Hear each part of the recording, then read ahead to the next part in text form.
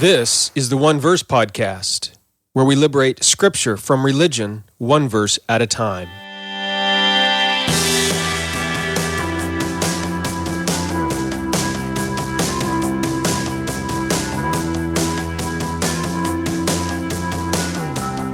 Welcome to the One Verse Podcast. I'm your host, Jeremy Myers.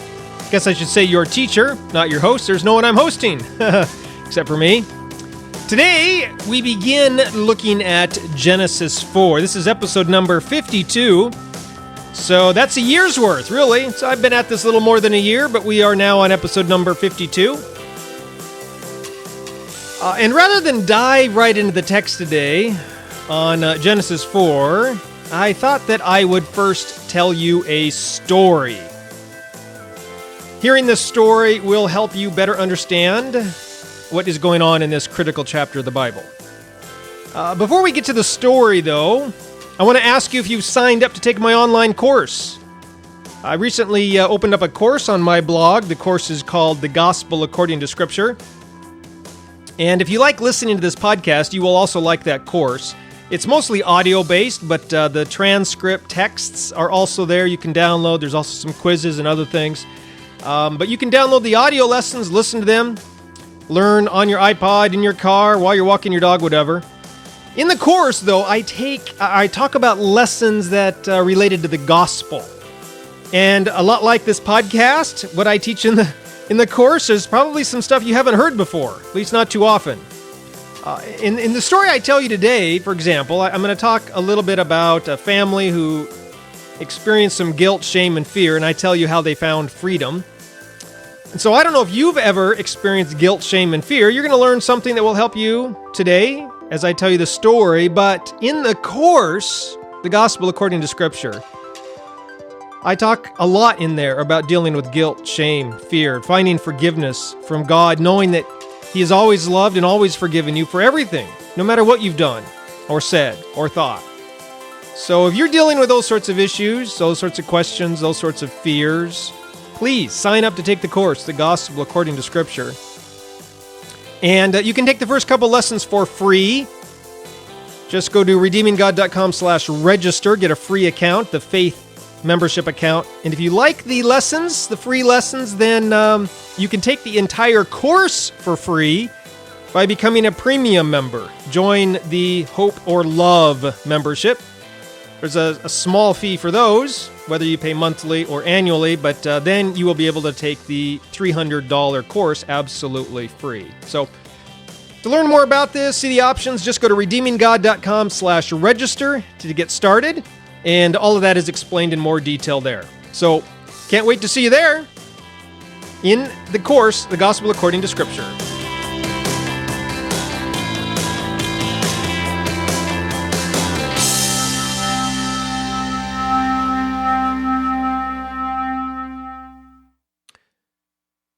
So let me tell you a story about a man and his family. Once upon a time, there was a man who had a fantastic job. He loved his work. He loved the people that he worked with. The pay was okay. That's not why he loved his job. He just loved where he worked. He loved being part of what the company was doing. His boss, the CEO of the company, was one of the greatest men in the world, and would regularly ask this man, this father, for advice and input on business decisions. In fact, they would have lunch every single day where they would talk about business and life and family and marriage and just, what's going on in the world with politics and, even sometimes the weather, things like that. They would talk about baseball. Sometimes even they would meet after work in the weekends, go golfing or go get coffee or watch a basketball game in one of their house or something, talk about life. So this is one of the reasons the man loved the job so much. Not only that, the work that they did at this company was exciting and fulfilling. It was changing the world for the better. It was helping people's lives. And so this man, because of the close friendship, the relationship he had with the CEO of the company, knew that his life also had purpose, meaning, and significance. There was one thing, however, about the job that sort of bothered the man. Very early in the job, the first time the CEO of the company had invited him to his top floor office for lunch, the CEO had pointed to a desk drawer, one of the drawers on his desk, the top right desk drawer, and said, "You must never look in that drawer. I'm going to trust you to have access to everything else in the company. You can get onto my computer. You can read my emails. You can access my own personal bank accounts if you want to see how much money I'm making and where I'm spending. I don't care. You can go with me on business trips. You can learn. You can sit in on board. You can learn everything and anything about the company, but you cannot look in that top right desk drawer. That drawer is my own personal space. You must never look in that drawer. All right? No matter what." The CEO loved this man so much. He said, "Look, you and your family, I love you so much. I love your family. You and your family will always have a place in the business. When you have children, they grow up, I will hire them. They will have a place here, but neither they nor you can ever look in that drawer." The man was fine with that. I mean, you got a great job, good pay, great boss. You just can't look in a drawer, no big deal. So he was fine with that for many, many years. But it was often this sort of question, this thought in the back of his mind: what is in that drawer? He knew it. It had to be, some big dark secret CEO was hiding. Maybe it was an invention that the CEO wanted to keep for himself. So eventually, one year, as they were having lunch, the CEO got called out of the room to speak briefly with another business partner, and the man, he got up out of his chair and he went over, put his hand on the handle of the drawer, and slowly opened it to see what was inside. Inside the drawer was nothing but a camera, which, as he opened the door, had been rigged up some way, and it flashed and took a picture of the man's startled face as he's looking down under this drawer. Well, he knew he was caught. It had just taken a picture of his face looking down into the drawer. So he panicked, and he picked up the camera, took it over, and threw it out the skyscraper window. But then he realized that only made things worse, because he just realized, I have no idea what was on that camera. I mean, obviously the picture of my face, but maybe it was pictures of this man's past or his kids or some special idea that was going to make the company millions of dollars. Who knows what? What irreplaceable pictures were on that camera? Future plans, product line for the company. What if it had just been, he panicked and he didn't know what to do. So he didn't wait for the CEO to come back. He fled the room. He even went home for the rest of the day. He called in sick. He went to his boss, a lower manager in the company, and said, "I'm not feeling good. I got to go home for the day." So he went home the next day. And the next day, though, he knew, I got to face the music. I'm going to get fired today. The boss is going to come back. He found me missing from lunch, and he's going to check the drawer, find out his camera's gone, his irreplaceable, priceless, whatever was on that camera's gone. He's going to know that I did it, and I'm going to get fired. I might as well go in. So he went in, but he wasn't fired. In fact, quite to the contrary, around 11:30, 12 o'clock, normal lunchtime appointment, the CEO of the company sent down an invitation saying, "Hey, waiting for you for lunch up here. Where are you? Everything okay? Can you come up for lunch?" But the man was too scared to face his boss. Thought maybe the CEO was just trying to get him up there so he can fire him in person. "Why did you look in my desk drawer?" That sort of a thing. So he came up with an excuse on why he could not visit the CEO for lunch that day. He felt so ashamed, obviously.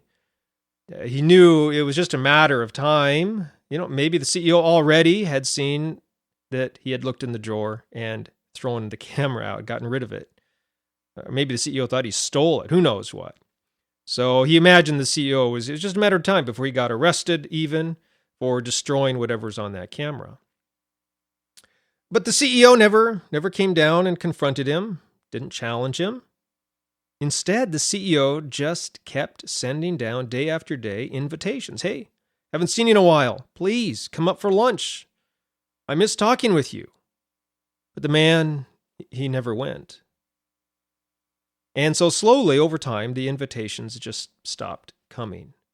The man, though, he continued to work there, thinking that every day was likely going to be his last. But he never really enjoyed his work the same way as he did before. It seemed more like drudgery now. It wasn't as fulfilling or enjoyable as it was before. His work lacked purpose and meaning and significance. And at home, this attitude sort of came home with him as well. His wife saw it. She got worried about him. He told her what had happened, of course, and so she gets worried about him losing his job as well. I mean, she's thankful that he still had his job, but the two of them, they worried about that camera for years and years. When is he going to find out? When am I going to get fired? They're just waiting for the hammer to fall, right? For the CEO to find out, terminate the man's employment at the company. Well, the years went by, and they had a son.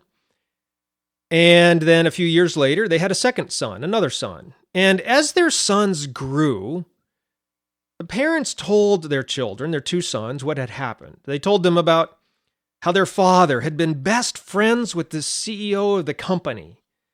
But while their father was still there, what he had done, he had gone and looked in this drawer that had the camera in it, and things had never been the same ever since. He never had lunch with the CEO. They never went out golfing or, hung out at each other's homes on the weekends. Nothing like that anymore. In fact, the father sort of said, the company's sort of been struggling ever since. I guess the CEO really enjoyed these lunches, or maybe I was more help to him, talking over the ideas of the company than I ever imagined. We've made some bad financial decisions, bad investments, bad product lines the last couple of years. People at the company seem less happy there. I don't know what's going on, but I just cannot face the CEO. Because of the stress on the family, the father, he often got sick. He didn't sleep very well. A lot of times he would just stare on the couch or sit on the couch and stare at the wall, brooding about how bad his life had become, how bad his job had become, wondering what he could do to fix it, to go back to the way things were.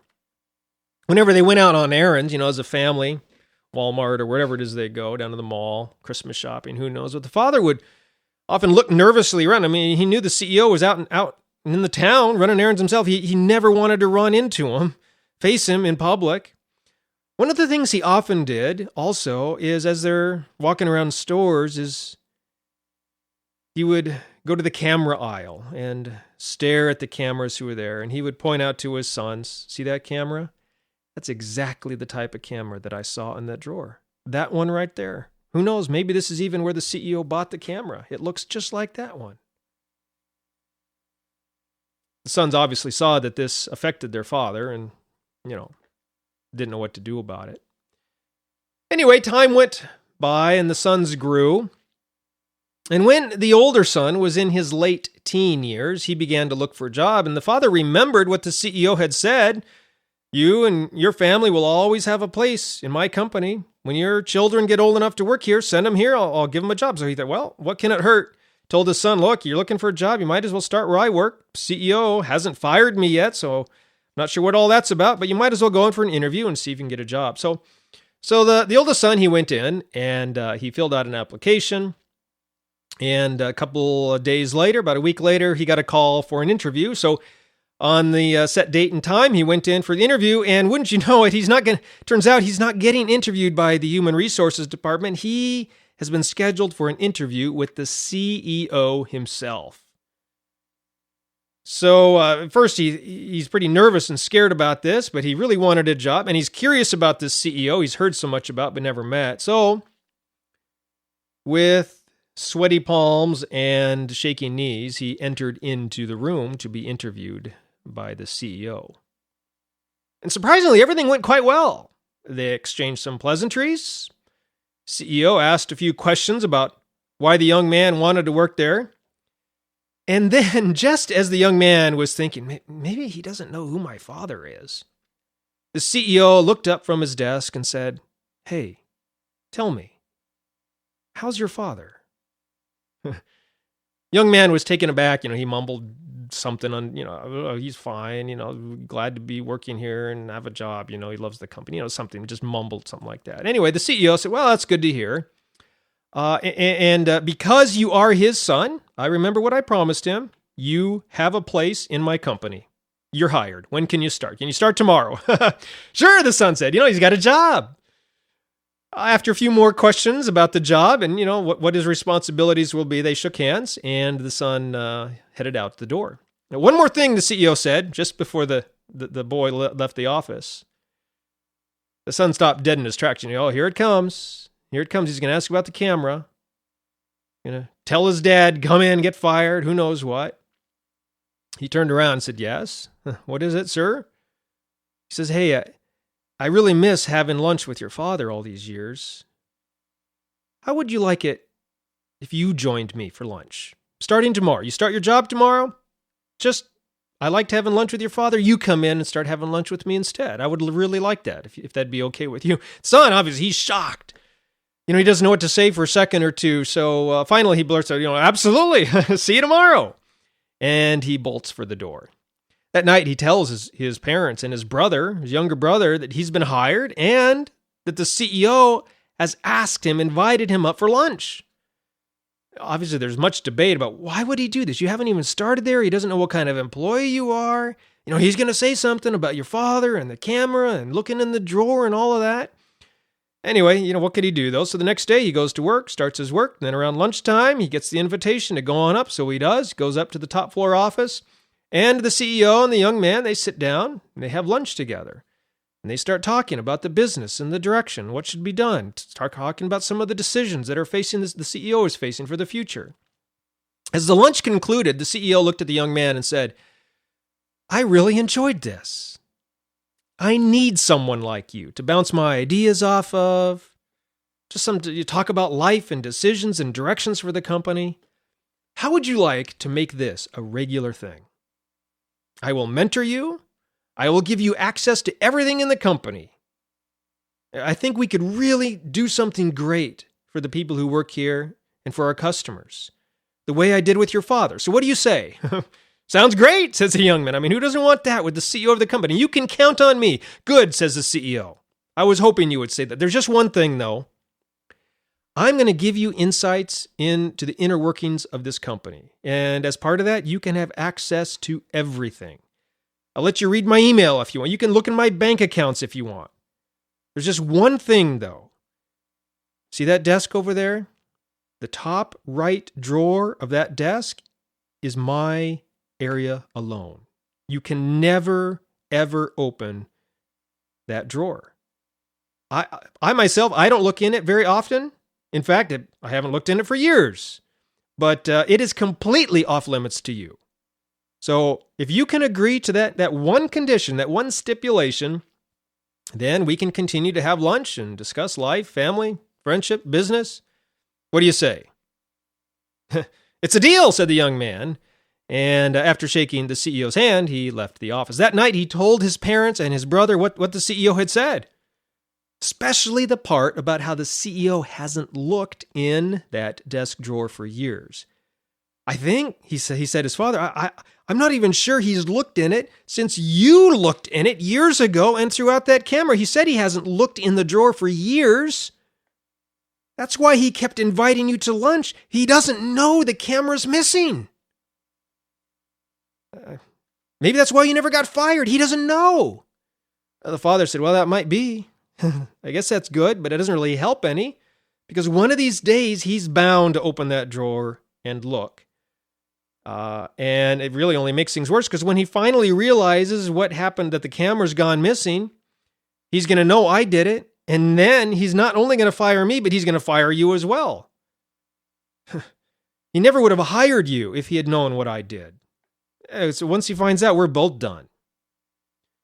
So the next day, the son went up to meet the CEO for lunch, and like before, they had a great time discussing life and business and the future, family.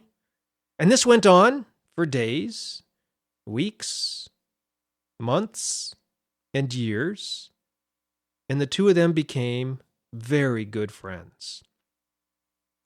But every day, as that young man entered into the office, he glanced at that desk drawer, wondering if this was the day the CEO had looked into the drawer, and this was the day that both he and his father would lose their jobs.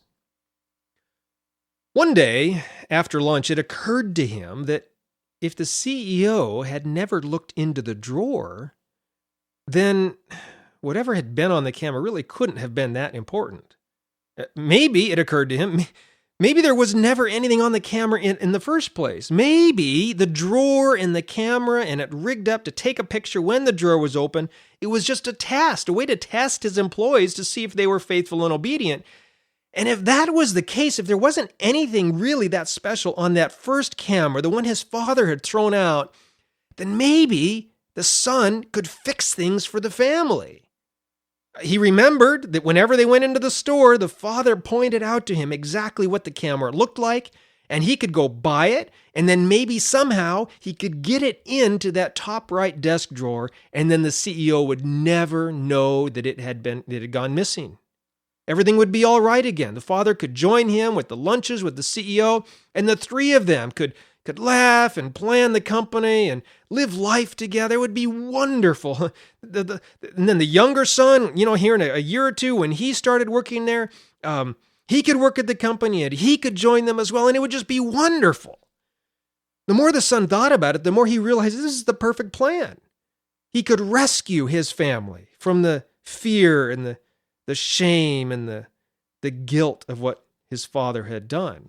He could deliver his father, give him his dignity back, his respect back, his position back. He could save his father and his parents from living in fear of losing his job, get him his relationship with the CEO back. Everything would be fixed. So that night he went out and he bought the camera that his father often pointed out and put it in his briefcase. Then, for the next couple of weeks, as he enjoyed lunch with the CEO, he looked for an opportunity to slip it into that desk drawer. And one day, the perfect opportunity arose. They were eating, and the secretary called in and said that one of the company lawyers had a quick question for the CEO. And so he said, "Excuse me, I'll be right back." And the CEO left. Quickly, the oldest son, he pulled the camera out of his briefcase, ran over to the desk drawer, and opened it up, ready to place the camera inside, fix everything that had gone wrong, deliver his family and his parents from their shame and fear and guilt and all that. But much to his surprise, as he opened the drawer, he saw that there was already a camera in there. And as the drawer opened, the camera flashed and took a picture of his surprised face. The young man stared at the camera for a second, realizing the significance of what it meant. The CEO had, in fact, known that the camera was missing all along and had simply replaced it with another one. And now the son had fallen into the same trap or temptation as had his father. But the thing is, as quickly as his realization dawned on the son that he had fallen into the same temptation, he also realized it didn't matter. He could fix it. The plan still was fine. He could take that camera out that had just taken a picture of his face and put the one in that he had bought, the one that didn't have any pictures on it yet. And no one would ever be the wiser. So he reached in, pulled out the camera, put the new one inside, shut the drawer, headed back to his seat. And then the CEO came and they finished their lunch, and the man went back down to his office and thought that everything was fine. Everything had been fixed. That night over dinner, he triumphantly told his family what he had done. He explained how he had bought the identical camera, and even though there was already a replacement camera in the drawer that had taken his picture, that's the one he had in his pocket now in his briefcase. And he held it out for them to see. This is the camera I pulled. This one took my picture, but I took it out, put that other one back in there, and I couldn't rig it up exactly to take a picture of whoever opens the drawer next. But, the CEO, he'll just think that something went wrong if he checks it or something. So everything's good. Dad, you're in the clear. I'm in the clear. Everybody's in the clear. It's going to be great. There's a big debate about, though, well, the CEO had to have known somewhere along the way that camera, the one your father had thrown out the window, somehow it had gone missing. He had to have known for him to replace it. I mean, you might have saved yourself by taking the camera out, that had taken the picture of your face, they told the oldest son, but, hadn't saved me. The older son said, no, you saved yourself. Don't you see? You saved yourself by throwing the camera out the window. That camera took a picture of you, but the CEO never got a hold of that camera because you threw it out the window, and so he apparently never knew who looked into the drawer and removed that camera. So you're fine, Dad. You're in the clear. No one ever had access to that camera. He saw it was missing, but he didn't know who took it out. So he put that new one in there. It took a picture of me. I've got that one now. The new one's in there. No pictures. We're good. Everything's good. You can join me for lunch tomorrow with the CEO. And then my younger brother, when he starts there, he can join us as well. It's going to be wonderful. Who knows? There's going to be 3 of us there. Maybe eventually he'll even give the business to us. As the family was talking about this, the younger son was looking at the camera, which his older brother had removed from the CEO's desk drawer. And he said, look at this. Things probably aren't quite as good as you think. He says, look at this. The camera is engraved on the back. It says that this camera is the property of the CEO. He looked at his older brother. He says, there's no way you knew this engravement was on the back of this camera, did you? In fact, there's no way you had that camera you put in the CEO's desk drawer. There's no way you had it engraved, did you? So you're both found out now. If the CEO checks, he's going to see the camera's replaced. The camera in there is not this camera because it's not engraved. And so obviously, with that revelation, all the excitement left the room. Both the father and the older son were now back in the same predicament as before. So they went to work the next day knowing for sure that they were going to get fired. But, just like before, neither one of them got fired. But, also, just like before, neither one felt like they could face the CEO, and so neither one went up for lunch. And this time, both of them entered into this period of depression, fear, shame, just waiting for the hammer to fall, to be found out, and both of them to lose their jobs. But as before, neither one of them lost their job. And they began to wonder why. They continued to wonder why. So a couple years later, the younger son, also old enough to get a job, also asked in for an interview with the CEO. And just like his older brother, younger son was hired on the spot, part of the family, and invited to share lunch with the CEO.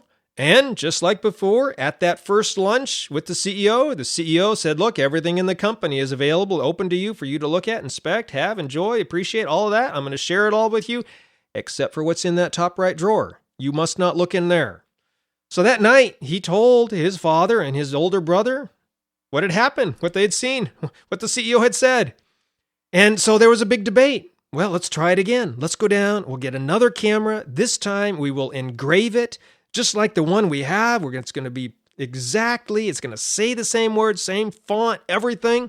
And then all you have to do, younger son, is go in there and get that other camera out, the wrong one without the engraving, put this one in there. Then we'll be in the clear. Everything's going to be fine. So the older son, he even went out, he bought the camera, he paid for the engraving, and he gave it to his brother, and he said, this is it. Put it in your briefcase, and when you have opportunity, put it in the drawer. So the younger son, this is what he did. He put the camera in his briefcase, took it with him to work the next day. Plan was, put it in the desk drawer when the CEO left the office. And wouldn't you know it, that very day, the second lunch day, the CEO got briefly called out of the office to speak to a board member about the company. So as soon as the CEO left, the younger son pulled out the engraved camera, walked over to the CEO's desk where the drawer was, and then, without opening the drawer, put the camera on top of the desk, right in the center, where the CEO was sure to see it. Then he went, sat down, and waited for the CEO to return. Well, a few minutes later, the CEO did return, and when he walked into the room, he saw the camera sitting right in the center of his desk, and he stopped dead in his tracks. He slowly walked over to the desk, picked up the camera, turning it around in his hand. He read the engraved message on the back, exactly the same, got this puzzled look on his face. And he turned to the young man and said, "What is this? Where did you get this? Didn't I tell you to not open that drawer?" "Yes, sir, you did. And I obeyed. I did not open the drawer." And then the younger son told the CEO the entire story. He confessed what his father had done so many years ago, what his older brother had done, and how last night they had planned to try to cover it all up again with this camera. And at the end of the story, the son said, "Look, I know that me telling you this probably means that all three of us are fired, but frankly, sir, we're all tired of living in fear and guilt and shame. And even though we might lose our jobs, I want to see my family set free from all of that fear, even if it costs us our job." CEO looked at the younger son for a minute, and then a smile slowly formed on his lips. He reached over to the top right desk drawer and slowly slid it open. As it did, the camera inside flashed and took a picture, as it had done with the father and the older son. And then the CEO reached in and pulled out the camera, and much to the shock of the younger son, it was a completely new model of camera. If he had opened the drawer, it would have taken a picture of him, and he would not have been able to replace it, because the camera he had bought, that his older brother had bought, and which had been engraved, was a different style, model, color, everything than the camera that was now in the drawer. And he looked questioningly at the CEO and he said, "How did you know? Why didn't you care that my father and my brother looked in the drawer? What's going on here? What's all this about?" The CEO smiled broadly and said, "I'm looking for business partners. I need partners who will trust me and who are honest with me. I gave your father and your brother, and now you, access to everything in the company except for that one drawer. I wanted to see if you would trust me in the areas you did not have access to, no matter how large or significant they might be. And if you messed up, which is fine, we all make mistakes, ended up looking in the drawer, look, it's not that big of a deal. There's nothing on these cameras except for the picture they take when the drawer is opened. And if that had happened, as it did with your father and your brother, I wanted you to simply come to me and admit your mistake. Tell me what had happened. And then we could have moved on from there. It's why I kept inviting them back for lunch. I wanted to see if they would tell me what they had done.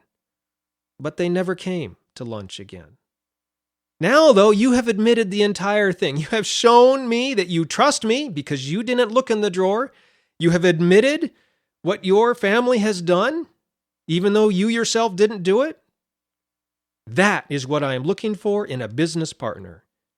Today is only your first day on the job, but how would you like to become partner with me in the company? The younger son couldn't believe it, but he accepted the offer immediately. That night he went home, told his father, his mother, and his brother what had happened. They all rejoiced. The next day, the father and the older brother, they joined the CEO and the younger brother for lunch. They had a good laugh about what had happened. Father and the older son, they fessed up. They admitted what they had done. They asked the CEO for forgiveness, and of course he extended it to him. He said, "There's nothing to forgive. I just want you to know you have nothing to fear from me.